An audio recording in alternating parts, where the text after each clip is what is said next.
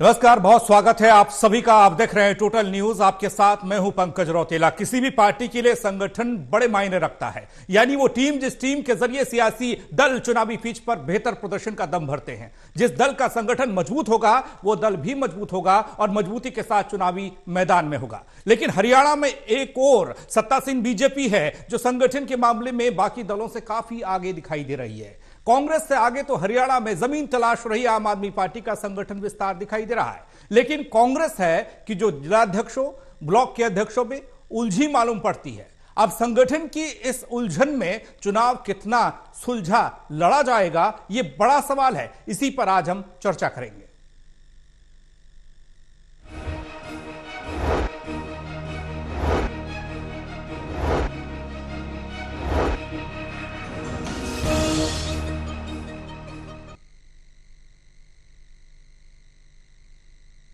हालांकि पहले लोकसभा चुनाव फिर विधानसभा चुनाव, लेकिन तैयारी तो विधानसभा चुनाव की हरियाणा में चल रही है। कांग्रेस के संगठन विस्तार को लेकर लगातार सवाल होता रहा। सूची बनती रही, हाईकमान को जाती रही, लेकिन मोहर कभी लगी नहीं। Doctor Mahesh Kumar, associate editor Hisar, Devendra Kathuria, associate editor Panipat, Virendra Soni, राजनीतिक विश्लेषक हमारे साथ इस चर्चा में हिस्सा ले रहे हैं। चर्चा करेंगे, लेकिन उससे पहले आपको एक रिपोर्ट दिखा रहे हैं, जरा समझिए।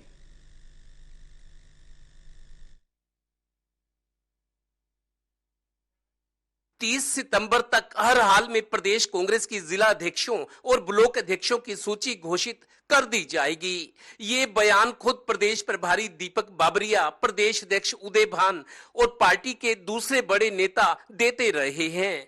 अब ये डेडलाइन भी पार हो गई।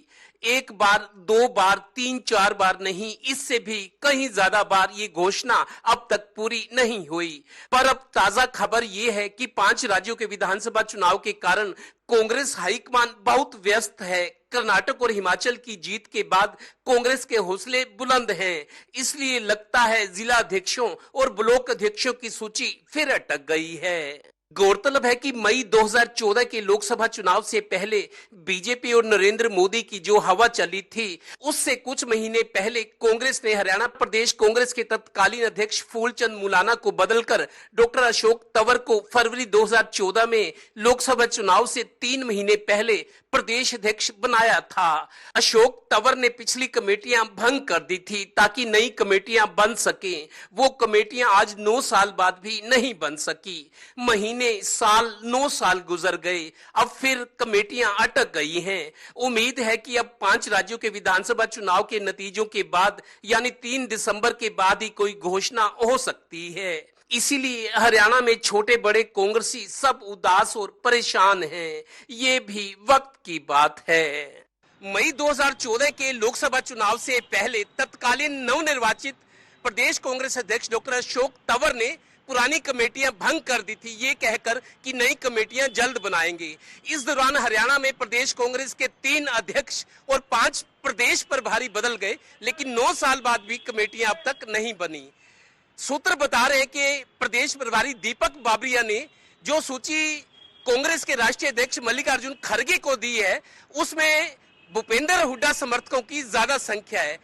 यही वजह है कि अब कांग्रेस के विधायक भी और दूसरे बड़े नेता नहीं चाहते कि ये सूची जारी हो। मतलब अंदरूनी खींचतान बढ़ रही है और सूची में बदलाव की गुंजाइश है। सहयोगी श्रीनिवास के साथ Devendra Kathoria, Total News, Panipat bureau. तो संगठन का विस्तार कांग्रेस कब कर पाएगी, कैसे कर पाएगी, कैसे ये होगा? अगर ये नहीं होगा तो फिर चुनावी मैदान में बिना संगठन के कैसे चुनाव लड़ पाएगी कांग्रेस? ये सबसे बड़ा सवाल है, क्योंकि इधर चुनावी माहौल बनाया जा रहा है। डॉक्टर महेश कुमार के पास हम सीधे चल रहे हैं, सबसे पहले चल रहे हैं। महेश, जिस तरीके से चुनावी माहौल कांग्रेस बनाने की कोशिश कर रही है, चाहे अलग अलग ध्रुव पर काम हो रहा हो, एक तरफ हुड्डा हो, दूसरी तरफ कुमारी शैलजा हो, एक तरफ किरण चौधरी हो, अलग अलग तरीके से काम कर रहे हैं, लेकिन कांग्रेस के लिए कर रहे हैं। लेकिन संगठन का विस्तार सबसे बड़ी चुनौती, सबसे बड़ा सवाल बना है।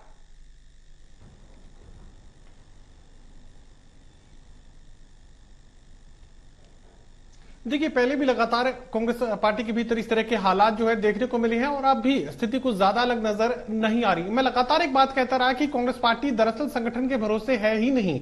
जो मौजूदा सूरत हाल हरियाणा प्रदेश में इस वक्त बने हुए हैं उसमें दो खेमों में पूरा जो वोटर है वो बढ़ता हुआ नजर आएगा। एक वो सेगमेंट जो भारतीय जनता पार्टी के साथ जाने वाला है और एक वो सेगमेंट जो भारतीय जनता पार्टी को हराने के लिए एक तरफा वोटिंग करने की कोशिश करेगा। और यही जो है कांग्रेस पार्टी अपने लिए फायदेमंद मान रही है और ना ही किसी तरह के बड़े संगठनात्मक ढांचे की कांग्रेस पार्टी को अपने लिए जरूरत महसूस हो रही है। उन्हें लग रहा है कि सरकार से जो नाराजगी है वो सीधे सीधे कांग्रेस पार्टी के काम आ सकती है और इसी वजह से ना तो किसी जिलाध्यक्ष की बहुत बड़ी जरूरत यहां पर है। हालांकि 9 साल से ज्यादा का वक्त बीत चुका है, जिलाध्यक्षों की जरूरत संगठन के लोगों को जरूर यहां पर महसूस हो रहे हैं। संगठन के लोग चाहते हैं कि उन्हें पद दिए जाएं, लेकिन पदों का आवंटन कांग्रेस पार्टी के लिए सबसे बड़ा तूफान। दरअसल गलती कहां हुई ये समझने की जरूरत है। दीपक बाबरिया की तरफ से जो अखिल भारतीय कांग्रेस कमेटी की तरफ से जो यहां पर पर्यवेक्षक भेजे गए थे, जो कोऑर्डिनेटर्स यहां पर भेजे गए थे, अलग अलग जिलों में वो पहुंचे थे, वहां पर चूक कहां पर होती है। जो लोग यहां पर एआईसीसी की तरफ से भेजे गए थे ना उन्हें कोई जानता था और ना ही जो जिलों के कार्यकर्ता है, जो नेता है, वो इन पर्यवेक्षकों को जानते थे। लेकिन दिक्कत कहां पर हुई, जो भूपेंद्र सिंह हुड्डा के जो समर्थक विधायक माने जाते हैं, जो चेहरे सीधे सीधे भूपेंद्र सिंह हुड्डा के साथ जाकर जुड़ते हैं, उन्हीं विधायकों को इन पर्यवेक्षकों के साथ जिलों में भेज दिया गया था। तब ये एक इंप्रेशन यहां पर तमाम हरियाणा प्रदेश के कांग्रेसी नेताओं और कार्यकर्ताओं के लिए कायम हुआ था। उन्हें लगा था कि लिस्ट में जो नाम होंगे सीधे सीधे हुड्डा समर्थकों के होंगे, क्योंकि हुड्डा समर्थक विधायक पहले से इन पर्यवेक्षकों के साथ जो है सूरत हाल को जानने के लिए पहुंचे हुए हैं। तो ऐसे में ना तो किरण चौधरी का कोई जो है उनका समर्थक कोई जिलाध्यक्ष बन सकता है, ना ही कुमारी शैलजा का कोई नाम इस लिस्ट में शामिल हो सकता है। तो यकीनन एक लिस्ट जरूर दीपक बाबरिया की तरफ से राष्ट्रीय अध्यक्ष खड़गे तक पहुंचा दी गई है। लेकिन यह मानकर चलिए कि 5 राज्यों के चुनाव परिणाम आने से पहले किसी भी तरह का जो लिस्ट है वो सामने नहीं आने वाली है। और जो लिस्ट दीपक बाबरिया की तरफ से भेजी गई है उस पर सहमति हो जाए ये भी लगता नहीं है, क्योंकि माना जा रहा है कि इस लिस्ट में सबसे ज्यादा भूपेंद्र सिंह हुड्डा समर्थकों के नाम हो सकते हैं। तो इस लिस्ट को सीधे फाइनलाइज कर दिया जाएगा ऐसा भी नहीं लगता है। फिलहाल इंतजार इन 5 राज्यों के चुनाव परिणामों को करना होगा, उसके बाद ही कोई जिलाध्यक्षों की नियुक्ति है कांग्रेस पार्टी की तरफ से की जा सकती है। देवेंद्र, जिस तरीके से ये सूची की बात हो रही है, ये पहली मर्तबा तो नहीं है जब हाईकमान तक कांग्रेस के तमाम नाम गए हों। वहां तक लिस्ट पहुंचती है लेकिन वहां से बाहर नहीं आता कोई भी नाम, ऐलान नहीं होता है। कहां पर पेच फंसता है, कौन लोग हैं जिस वजह से कांग्रेस जो बड़ी पार्टी, एक पुरानी पार्टी, वो उस पार्टी में संगठन का चुनाव चुनौती भरा दिखाई दे रहा है?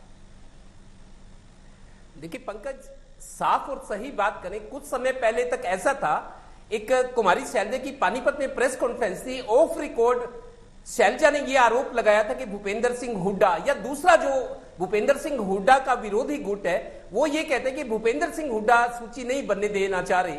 लेकिन अब थोड़ा सा स्विप स्वैप हो गया, मेरे को लगता है भूपेंद्र सिंह हुड्डा की तरफ से कोशिश है कि सूची जारी हो जाए। लेकिन अभी जो दीपक बाबरिया जो प्रदेश प्रभारी है, करीब 10 दिन पहले उन्होंने एक सूची दी है 34 जिलाध्यक्षों की। दरअसल 22 जिले हैं हरियाणा में, लेकिन कुछ जो बड़े जिले हैं वहां जिलाध्यक्ष ग्रामीण और शहरी अलग अलग है, इसलिए जिले ज्यादा है। तो 34 जिलाध्यक्षों की सूची दीपक बाबरिया ने 10-12 दिन पहले राष्ट्रीय अध्यक्ष मल्लिकार्जुन खड़गे को दी है और यह भी कहा कि 5-6 जिले ऐसे बचे हैं जहां सहमति नहीं बन रही, जहां विवाद हो सकता है। अब वो काम हाईकमान के जिम्मे है। तो खबरें ये आ रही थी कि हाईकमान उस सूची के सौंपने के बाद के 2-4-5 दिन में जो प्रदेश के बड़े कांग्रेस नेता है, भूपेंद्र हुड्डा, रणदीप सुरजेवाला, कुमारी शैलजा, कैप्टन अजय यादव, किरण चौधरी, ये मेन जो 5 है, इनको बुला के हाईकमान बैठक करेगा और ये मैसेज देने की कोशिश करेगा कि कांग्रेस की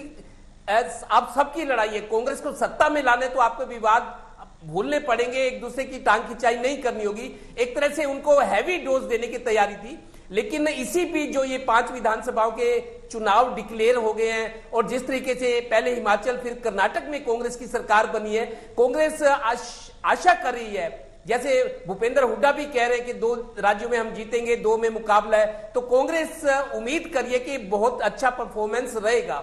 अगर सूची को जारी कर दिया जाता है तो मैंने जैसे अपने दर्शकों को बताया, मेरे सूत्र ये बता रहे हैं कि जो सूची दीपक बाबरिया ने दी है उसमें भूपेंद्र हुड्डा समर्थकों की तादाद ज्यादा है। और अब तो जो कांग्रेस के विधायक हैं, हालांकि ज्यादातर समर्थक जो है वो भूपेंद्र हुड्डा के, लेकिन विधायकों के भी अपने लोग हैं जिनके बूते उन्होंने चुनाव जीते या आगे जीतेंगे। तो उनको उनका ये कहना है कि हमारे जो समर्थक है, जो हमारी जय बोलते हैं, उनको भी जगह मिलनी चाहिए। तो कुछ विधायक भी नहीं चाहते कि ये सूची जारी की जाए, क्योंकि उनको लगता है फिर विवाद होगा। तो हाईकमान भी डरा हुआ है कि सूची इस मौके पर जारी हो जाए। उधर से हरियाणा के नेताओं को, दिल्ली के नेताओं को, राजस्थान, छत्तीसगढ़, मध्य प्रदेश, उन राज्यों में रात दिन मीटिंगें हैं। तो इस वक्त बहुत बड़ा रिस्क होगा, विवाद को हवा देने वाली बात हो जाएगी। इसलिए अब शायद सूची को रोक दिया गया। और मेरे सूत्र जो बता रहे हैं 3 दिसंबर के बाद ही कुछ हो सकता है, जब ये चुनाव परिणाम आ जाएगी। जी वीरेंद्र सोनी जी, आपसे 2 सवाल हैं। एक सवाल ये कि संगठन चुनावी नजर से, दलगत राजनीति की नजर से कितना महत्वपूर्ण है, अगर होता है तो कितना फर्क पड़ता, नहीं होता है तो कितना असर पड़ता है। दूसरा सवाल ये है कि महेश ने एक बहुत बड़ा मुद्दा उठाया और ये हमने देखा भी, जब प्रदेश प्रभारी यहां पहुंचे दीपक बाबरिया, तो उस दौरान जो हंगामा हुआ, कार्यकर्ताओं ने कहा कि उनको बुलाया नहीं गया, उनको जानकारी नहीं थी कि चल क्या रहा है, कहां क्या कुछ हो रहा है। ये एक बहुत बड़ा इशू बना। ऐसे में सवाल ये कि चाहे प्रभारी हो या फिर पर्यवेक्षक हो, ऐसा क्यों होता है कि चाहे बीजेपी की तरफ से हो या फिर कांग्रेस की तरफ से, वो कोई ऐसा आदमी भेजा जाता है जो बाहरी होता है, ना जो राज्य को समझता है, ना वो सीटों के गणित को समझता है, ना वो जातिगत समीकरण को समझता है, ना वो कार्यकर्ता को समझ पाता है, ना वो नेता को समझ पाता है। यहां दिक्कत होती है।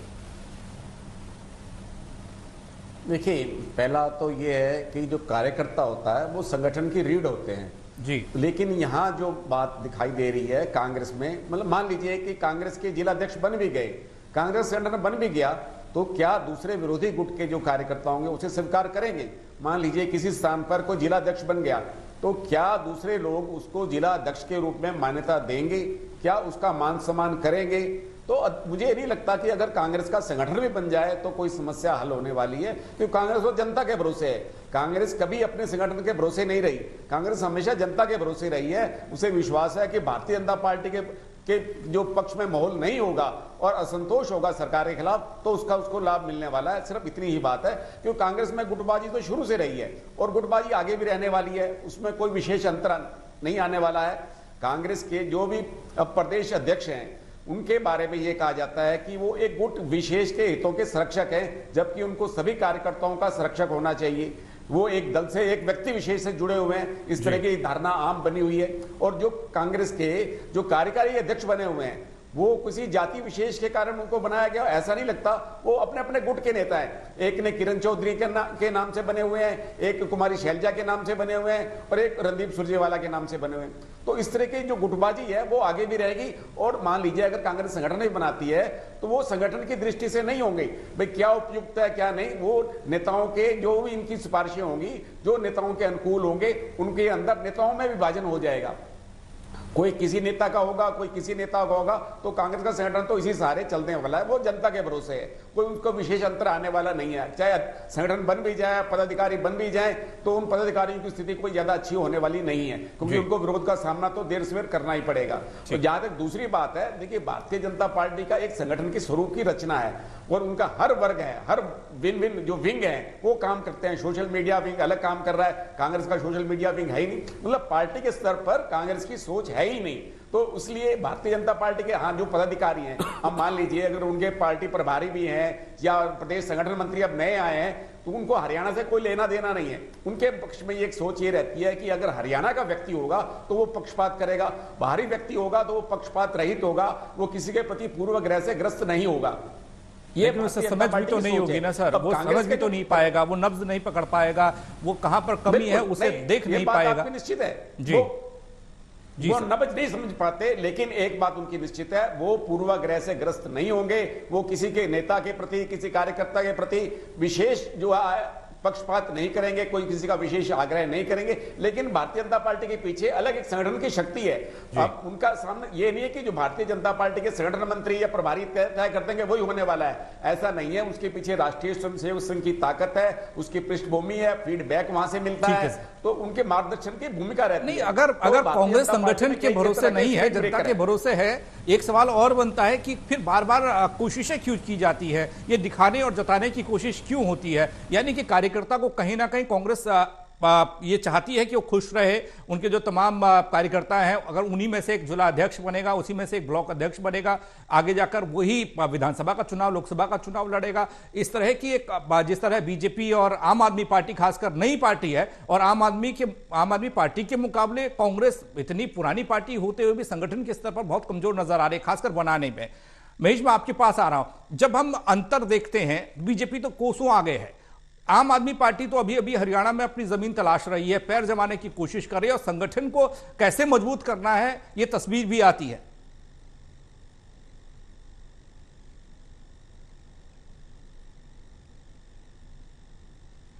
देखिए, जिक्र आपने आम आदमी पार्टी से उसकी शुरुआत की है, तो मैं जरा आम आदमी पार्टी के पोर्टफोलियो को यहां पर समझाने की कोशिश करूंगा। आम आदमी पार्टी के साथ जो भी नेता वहां पर जुड़े हैं, एक दो को अगर मैं छोड़ दूं तो तमाम जो नेता हैं जिन्हें कोई पहचानता नहीं, बहुत ऐसे लोग जो साधारण किस्म के लोग आप जिन्हें कह सकते हैं, जिनकी राजनीतिक महत्वाकांक्षा तो है लेकिन राजनीति में उनका अपना कोई वजूद नहीं है। तो ऐसे में बिल्कुल गुमनाम किस्म के लोग, बेहद छोटे छोटे काम धंधे करने वाले लोग आम आदमी पार्टी के साथ जुड़े हुए हैं। अब यह आम आदमी पार्टी की अपनी इच्छा है कि वो संगठन में किसी ऊपर ले ले, किसी नीचे ले ले, लेकिन जहां तक कांग्रेस पार्टी का जिक्र है तो कांग्रेस पार्टी में यहां पर पुराने धुरंधर राजनीति के बड़े जो मगरमच्छ आप कह सकते हैं कि वो यहां पर मौजूद हैं। तो ऐसे में उनका अपना एक इकोसिस्टम है और उस इकोसिस्टम को ना तो वो तोड़ने देते हैं, और तोड़ने की अगर कोई कोशिश करता भी है तो उससे कांग्रेस पार्टी को ज्यादा ही नुकसान झेलना पड़ जाता है। अब ऐसे में जनता के भरोसे यहां पर तमाम कांग्रेस पार्टी के बड़े नेता बैठे हुए नजर आ रहे हैं। लगता है कि अगर भारतीय जनता पार्टी के खिलाफ असंतोष, गुस्सा अगर वोटर्स में बढ़ता है तो सीधा फायदा कांग्रेस पार्टी को मिल सकता है। तीसरा विकल्प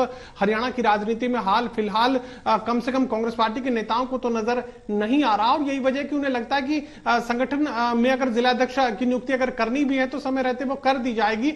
मुझे लगता है कि कांग्रेस पार्टी से ज्यादा जरूरत यहां पर भारतीय जनता पार्टी को कांग्रेस के जिलाध्यक्षों की महसूस हो रही है। उन्हें लगता है कि जिलाध्यक्षों की नियुक्ति अगर होगी तो एक बार फिर से महासंग्राम जो है कांग्रेस पार्टी के भीतर देखने को मिल सकता है, और कहीं ना कहीं उससे वोटर्स के बीच में एक गलत संदेश कांग्रेस पार्टी के अंदरूनी हालात को लेकर जाएगा, और भारतीय जनता पार्टी को इसका फायदा मिल सकता है। अब कांग्रेस पार्टी भी यह बात बखूबी जानती है कि अगर जिलाध्यक्षों की नियुक्ति वो करने पर आए तो उनके लिए बड़ी दिक्कतों का सामना यहां पर करना पड़ सकता है। जनता का जो मूड है वो कांग्रेस पार्टी को अपने लिए फायदे का सौदा नजर आ रहा है, और इसी वजह से कोई भी ऐसा निर्णय कांग्रेस पार्टी यहां पर हाल फिलहाल लेना नहीं चाहती जिससे नुकसान उन्हें झेलना पड़े। लेकिन देर सवेर ये फैसला तो लेना पड़ेगा, क्योंकि भारतीय जनता पार्टी लगातार इसी नियुक्ति को लेकर हमलावर नजर आ रही है। वो लगातार ये कहते हैं कि आप 4 डेप्यूटी सीएम क्या बनाएंगे, आप अपने जिलों के जिलाध्यक्ष नहीं बना पाए हैं। तो ऐसे में यहां पर भारतीय जनता पार्टी लगातार इसी मुद्दे को लेकर हमलावर नजर आ रही है। नियुक्ति की जानी है, नियुक्ति होगी, लेकिन इन 5 राज्यों के चुनाव परिणामों के बाद ही आगे का कोई नतीजे का इंतजार किया जा सकता है, क्योंकि अब नया मोर्चा खोलने में कांग्रेस पार्टी के शीर्ष नेतृत्व का यकीन नहीं है। कम से कम 5 राज्यों के चुनाव परिणामों की यहां पर जरूरत महसूस हो रही है, और जिससे जिलाध्यक्षों की नियुक्ति भी आसान हो जाएगी। जिस तरह के परिणाम की उम्मीद यहां पर कांग्रेस पार्टी इन 5 राज्यों से लगाई हुई है, उसके बाद उन्हें लगता है कि फिर अगर किसी में थोड़ा बहुत असंतोष भी अगर होगा, गुस्सा भी होगा, तो उन नेताओं को वो झेलने की मजबूरी सामने खड़ी होगी। अगर पार्टी का केंद्रीय नेतृत्व यानी कांग्रेस पार्टी का केंद्रीय नेतृत्व अगर मजबूत होता है तो। देवेंद्र, सत्ता में आना इतना आसान नहीं होता है, ये सभी सियासी दल जानते हैं, उसके लिए तमाम तरह की हथकंडे अपनाए जाते हैं।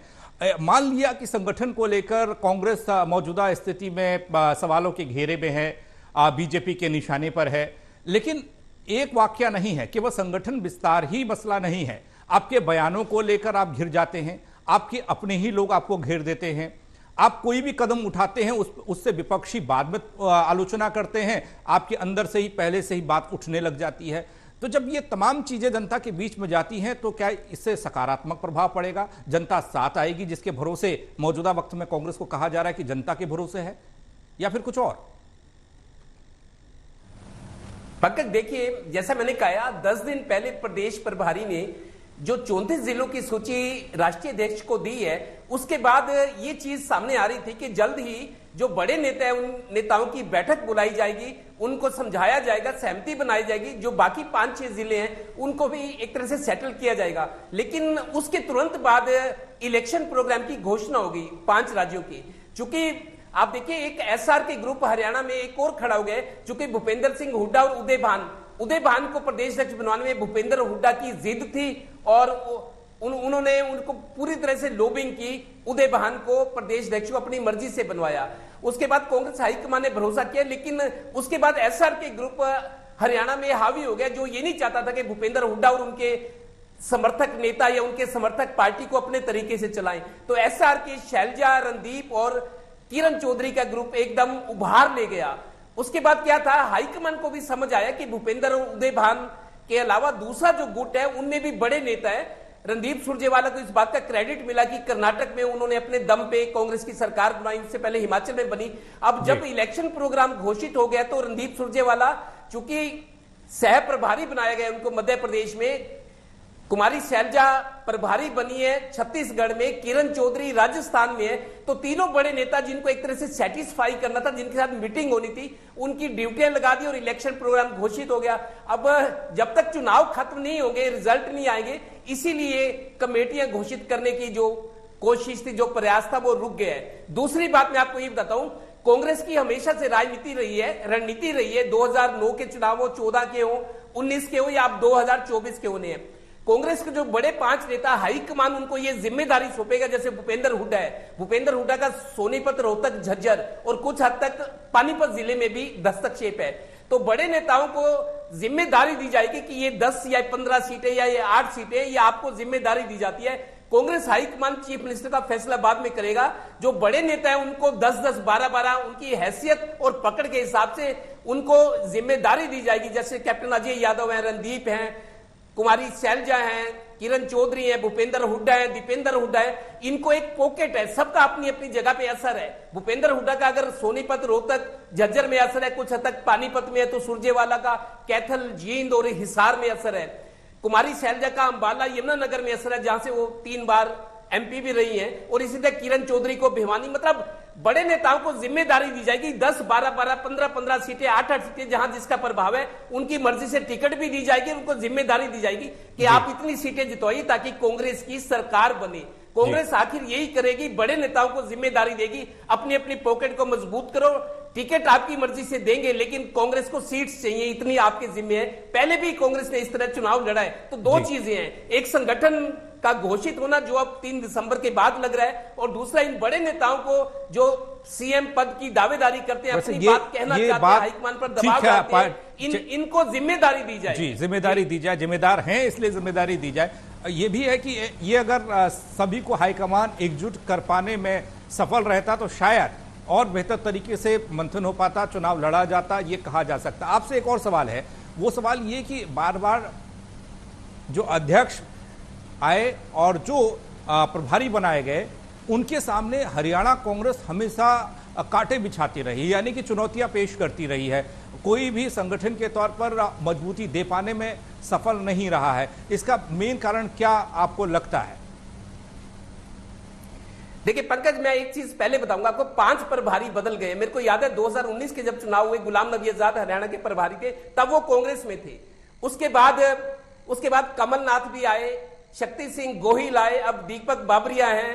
तो 5 प्रभारी बदले हैं और 3 प्रदेश अध्यक्ष बदले हैं। भूपेंद्र हुड्डा पर ये दोष लगाया जाता है, जो उनके विरोधी गुट है, वो कहते हैं कि अशोक तंवर को भूपेंद्र हुड्डा ने काम नहीं करने दिया। यही आरोप शैलजा के बारे में भी था कि शैलजा को कमेटियां नहीं बनाने दी थी, क्योंकि भूपेंद्र सिंह हुड्डा पर आता है कि वो अपनी मनमर्जी करना चाहते थे। तो कांग्रेस हाईकमान को बैलेंस बना के रखना था। तीसरे अब जो उदय भान प्रदेश है वो भी भूपेंद्र हुड्डा की मर्जी से बने हैं। आप देख लीजिए, तीनों जो प्रदेश अध्यक्ष है भूपेंद्र हुड्डा की मर्जी से बने हैं, उनके दबाव के आगे हाईकमान को बनाने पड़ गए। जो 5 प्रभारी हैं उनमें से 3 या 4 ऐसे हैं जिन पर भूपेंद्र हुड्डा का अच्छी उनसे मित्रता है, 10 साल तक मुख्यमंत्री छोटे शब्दों में आपके जरिए मैं समझना चाहता हूं, कांग्रेस के एमपी रहे, पुराने नेता है, सीनियर नेता है, हाईकमान तक पहुंचे। तो भूपेंद्र हुड्डा का चाहे प्रभारी हो चाहे प्रदेश दोनों जगह भूपेंद्र हुड्डा का असर नजर आया, और वो असर आज भी नजर आया। वीरेंद्र सोनी जी, ये कहा भी गया उदयवान प्रदेश अध्यक्ष बनाए गए, तो उधर दूसरी तरफ से दबाव डाला गया, तो कुमारी शैलजा को केंद्र में जगह मिली, महासचिव बनाए गए या प्रभारी बनाए गए, लेवल करने की कोशिश हमेशा। लेकिन ये कब तक चलता रहेगा? इसका कोई अंत भी होगा, इससे कोई फायदा भी होगा? क्या दिखाई देता है आपको वीरेंद्र सोनी जी? नहीं, देखिए, कांग्रेस में तो पहले से ही ऐसा चलता रहा है, आगे भी चलता रहेगा। वहां किसी को भी नेताओं में एडजस्टमेंट की बात होती है, सभी नेताओं में समायोजित करने की बात है। अब चाहे मुख्यमंत्री, पूर्व मुख्यमंत्री भूपेंद्र सिंह हुड्डा जो है, कहते हैं कि जो 4 डिप्टी सीएम हैं वो अलग अलग जातियों के होंगे। उधर कांग्रेस कहती है कि सभी जातियों का उसमें विश्वास है, सभी जातियों का सम्मान करती है, तो फिर इन 4 जातियों में बांटने की आवश्यकता क्या है? क्या कांग्रेस अपना संगठन जिला अध्यक्ष भी इन जातियों के अनुसार बना सकती है कि अमुक इतने पद इतने जिलों में अमुक पद जो है इस जाति के बनाए जाएंगे, वो दूसरी जाति के इतने बनाए जाएंगे? तो ऐसा हो नहीं सकता। देखिए, ये कांग्रेस में जो भी विभाजन होगा वो नेताओं के गुटबाजी के आधार पे होगा। कोई कुमारी शैलजा का बनेगा, कोई भूपेंद्र सिंह हुड्डा का बनेगा, कोई रणदीप सुरजेवाला का, कोई कुमारी शैलजा का। तो कांग्रेस का तो इतिहास ही यही रहा है और भविष्य भी यही है। कांग्रेस में गुटबाजी ना पहले कभी समाप्त हुई है, ना कभी आगे खत्म होने वाली है। ये तो ऐसा चलता रहेगा। चुनाव पर कितना असर पड़ेगा ये हम सबको देखना पड़ेगा कि चुनाव अगर जीत जाती है तो वेल एंड गुड, बहुत अच्छी बात है, बिना संगठन के आप चुनाव जीत गए। अगर कहीं चुनाव जीतने में दिक्कत हुई तो ये सवाल एक बार फिर से इसी मंच पर आएंगे। बहुत शुक्रिया आप तीनों का हमारे साथ जुड़ने के लिए और इस चर्चा के लिए। कई बार सूची बनी लेकिन सूची फाइनल नहीं हो पाई है और इस बार भी कुछ ऐसा ही हो रहा है। चुनावी साल चल रहा है, मंचों से घोषणाएं एक से एक हो रही हैं, लेकिन संगठन के नाम पर तकरार कांग्रेस में साफ तौर पर दिखाई दे रही है।